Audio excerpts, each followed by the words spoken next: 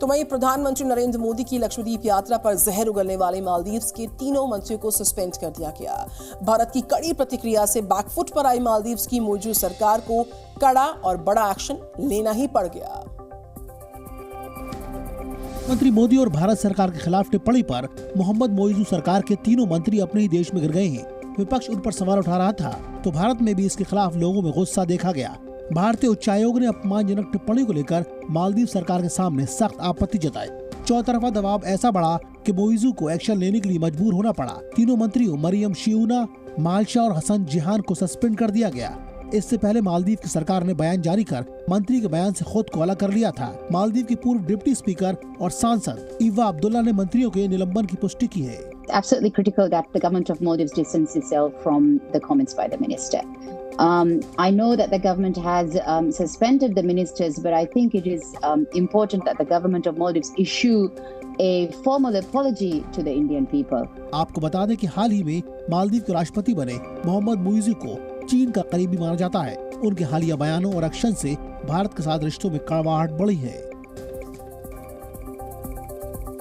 तो मालदीव के चीन परस्त मोइजू सरकार ताजपोशी के बाद से ही भारत विरोधी रुख के लिए कुख्यात है और इस सरकार के 3 मंत्री तब बौखला गए जब सोशल मीडिया में मालदीव्स के बदले लक्षद्वीप जाने की चर्चा तेज हो गई।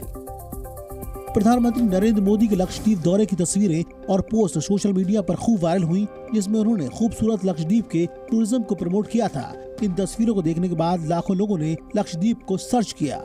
उनके बाद सोशल मीडिया में चर्चा छिड़ गई कि अब लोगों को छुट्टियां मालदीव की बजाय लक्षद्वीप मनानी चाहिए। प्रधानमंत्री जी ने जो लक्षद्वीप यात्रा की, उससे देश दुनिया सबको परिचित कराया कि भारत में कितने सुंदर स्थल हैं और जो समुद्र के किनारे जिन लोगों को जाने का शौक है, बीच पर चलने का शौक है, उस सब के लिए भी बहुत सारे स्थान भारत में हैं।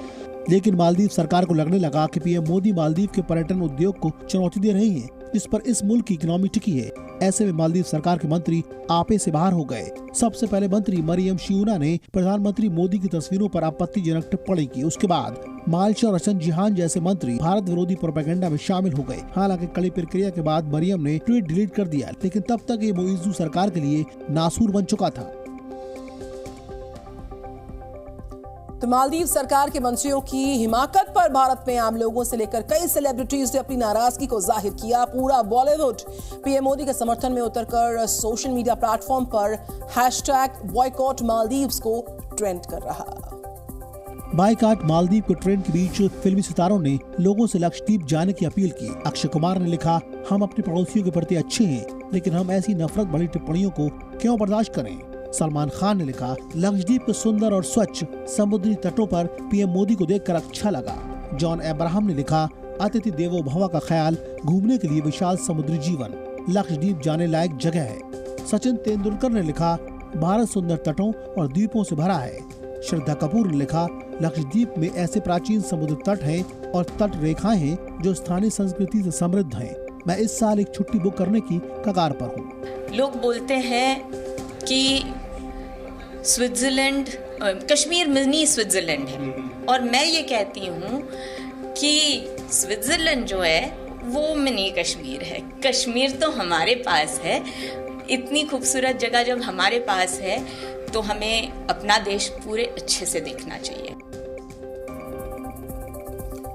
बांग्लादेश के चुनाव में प्रधानमंत्री शेख हसीना की पार्टी ने लगातार चौथी बार जीत हासिल की। विपक्ष के बहिष्कार के बीचों बीच अवामी लीग ने संसद की 300 में से 200 से ज्यादा सीट्स पर जीत हासिल कर ली है।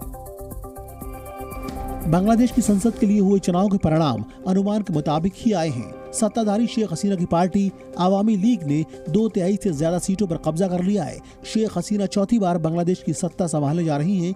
खुद प्रधानमंत्री शेख हसीना ने गोपालगंज सीट से 8वीं शानदार जीत हासिल की है। शेख हसीना को जहां 2,49,965 वोट मिले, वहीं उनके प्रतिद्वंदी निजामुद्दीन लश्कर को सिर्फ 469 वोट मिल पाए। मुख्य विपक्षी दल बांग्लादेश नेशनलिस्ट पार्टी ने चुनाव का बहिष्कार किया था, जिसका असर मतदान पर भी देखने को मिला। रविवार को पूरे देश में करीब 40% ही मतदान हुआ था। बीएनपी ने आम चुनाव को फर्जी करार दिया है।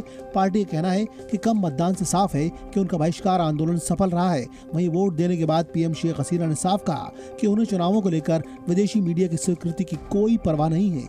शेख हसीना के मुताबिक देश के लोगों के बीच उनकी स्वीकार्यता ही सबसे महत्वपूर्ण मुद्दा है। Zee News।